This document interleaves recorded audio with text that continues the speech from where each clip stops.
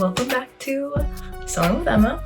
I am so happy that the first video I did got such good reception, so I'm gonna do another one. Even if you don't want me to, even if you said, Emma, I don't care, I'm gonna do another one. Because I had a lot of fun doing the first one. So today we are focusing on the Èowyn dress from the Two Towers, but without like the belt and the necklace, because that will be something I'll get for the photo shoot. And I'm gonna tell you guys how I made it today. If you're interested in being a shield maiden, or you could use this for an elf pattern or the Renaissance fair, which I'm gonna try to go to for the first time this year, then please watch this video. It is for you. I promise I won't be rambling forever. When I started this dress, I was like, I need a base, because I've never seen a collar like this. The rest I think I could have figured out, because I've done like princess seams and stuff, but I was like, I need something, I need help. So I used this simplicity pattern and it was a godsend. I highly recommend, if you're going to use any pattern for this, if you want to free-for-all it, by all means, do that. But this is everywhere on Etsy. You can find it, and if you want to make something more elven, they have like this option. I use this, which is letter C. And yeah, then I just did what I did with the last one. You go to the back where they measure you, right here. And you just measure your bust, your waist, and your hips, and then you find whatever is closest to you. I believe I used size 6. I think I also combined it a little bit with size 8, just because a girl has a waist, and that's okay. Yeah, basically that's how I started it. But before you can do really anything, you gotta find good fabric. And I went to my local fabric store, which I have no problem finding what I need there. But this time it was rough. I think it's just because this is such a specific outfit. And when you get a color that's like a deeper color rather than just like, oh, this is red, so you're gonna find fabric that is that color red. But if you're going and you're being like, oh, I need this color red right here, you're not gonna find that at your local fabric store, or at least it's gonna be a lot more difficult just because it's a niche shade. Because if you're like, oh, I'm gonna go find green, like green velvet, that's fine. I found a ton of green velvets. I love how hers looks like moss. And sometimes you kind of just have to make this call. What's more important? Is the fabric more important? Is the pattern more important? What's gonna make the outfit look like how it's going to look? And it's like, yes, all the things are important, but you have to decide what you wanna focus on. For me, I was able to have the funds to buy nicer fabric for this outfit. I know that's not always the case with me or with anyone, but I felt like the fabric was what was really gonna sell the outfit. So I got this brocade. I wish I could show it closer up, but it's like a leaf brocade, and then on the other side, it's shiny. There's a shiny brocade and a not shiny brocade. And the reason that there's the shiny one and the not shiny one here is because I messed up, but we'll get to that. And then I got this crushed velvet. You don't have to. I highly recommend using crushed velvet, not regular velvet, because you're going to look more like an elf if you use regular velvet, just because it's more fine. Using the crushed velvet gives it like, I don't know, the groundedness that Èowyn has, and it really looks like the movie. So I highly recommend using that. And once I ordered both of those from Etsy from the UK, so it took me like a solid month after being like, oh, I want to make this, to actually start on the costume, which is always slightly frustrating, but also work exists, so it was fine. Then from there, I just cut out all of the paper pattern parts, which that will tell you how to do. Then I cut 2 of everything, because for this, on the sleeves, they just tell you to use this fabric and then the same fabric inside, and it's like you hem it up. But I wanted to line the sleeves very specifically because Èowyn has this like roll to her sleeves that you get where it's like this. It's not like that, but it kind of is like that. And if you line it instead of just hemming the 2, you can get that. So I just cut it out of both fabrics and then I inserted them. That's one of the only changes I made to this outfit. Other than that, when I was doing this part, I did have to cut this lower because it was all the way up here, and I inserted the collar and it just looked really funny. I don't recommend doing this, but while it was on my body, I like cut it so that it was like the right length, and then I inserted the collar. You cut out that, and then you cut out the fabric. With this, I was very nervous because I wasn't sure if I was gonna have enough for the fabric. I got 8 yards of this fabric. You do not need 8 yards of this fabric, unless of course you're taller than me or you have very bigger proportions. That might be the case.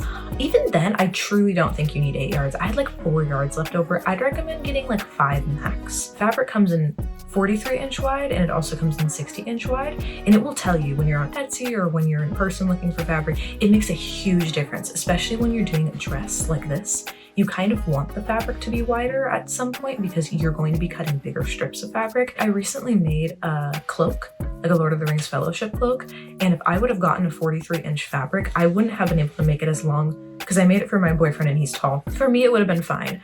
Because I'm 5'3". Really just as like, how tall are you and how wide do you want the skirt? And for me, I did want it a little bit wide. So yeah, I got that. And then for this, I got like 4 yards. You might need more. I wish I would have had more. I would recommend getting 5 or 6 yards for that, just because I lined the whole thing with this. Because for Èowyn's dress, technically it is pinned up like this and you can see the bottom. I was initially going to do that, but I didn't like how it looked. So I might just do it for the photo shoot, because you can easily just pin it up like this when you go, and you can leave it down. Some people I've seen, they permanently tack it, which tacking is just a sewing technique where you just take a stitch and you go back and forth, back and forth, back and forth, just so it stays in place. I don't want mine permanently tacked. I always like having the option to wear things in multiple ways. If you're more on my side, you don't really need all the fabric under it too, if you don't want to line it with this fabric. Yeah, I just cut 2 of everything because I did a full lining, the full collar, and then the sleeves. So it was a lot of fabric. This was a very expensive cosplay. Truly, there's no right or wrong way to do it. A lot of people will do, okay, so I have to sew the 2 front pieces together, so I'll do the 2 front of the lining and of the outer fabric.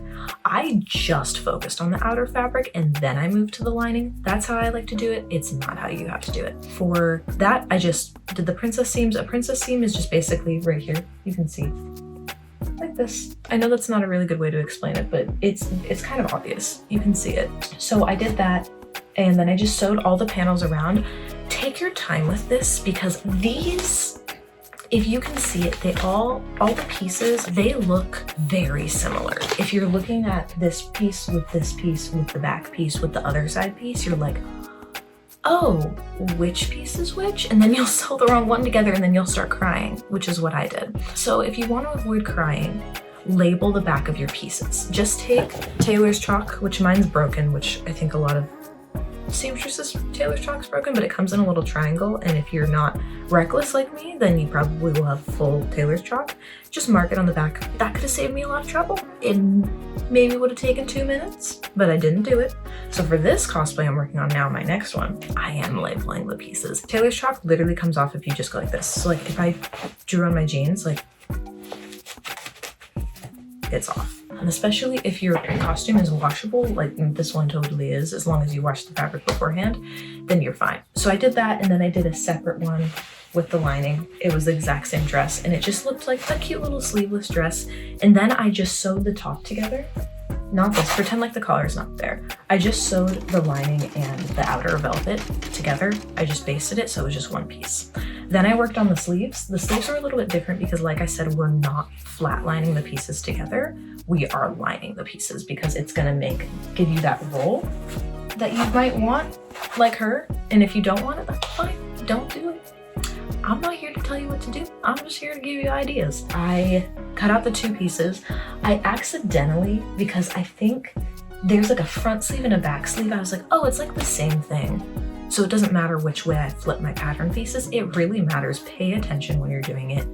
You gotta mirror the pieces. You can't just like be like, doo -doo. This is good. That's why we have the reverse side and the regular side, which you can't really tell, but on a different fabric you might really be able to tell. So I got lucky, and I was like, I'm not gonna buy another bolt of fabric from the UK and wait a month for it to get here. If it was like from my fabric store down the street, I probably would have just been like, all right, I'm just gonna go get more fabric. I didn't do that. Mistakes remind me to be better next time. So then you'll just put the 2 pieces together like reverse. No, it's like this. Your right side's like this. your right side is going against your wrong side. When you're lining pieces, your right sides are going against each other. And that's how your sleeve should be, at least at the bottom. So then when you flip it, the correct sides are both on the outside. So that's what I did with the sleeves. I just cut out both pieces of that and then I flipped those. And then I did a brief interlude where I just kind of ran around like a fairy. And I was like, I'm a fairy, I have long sleeves.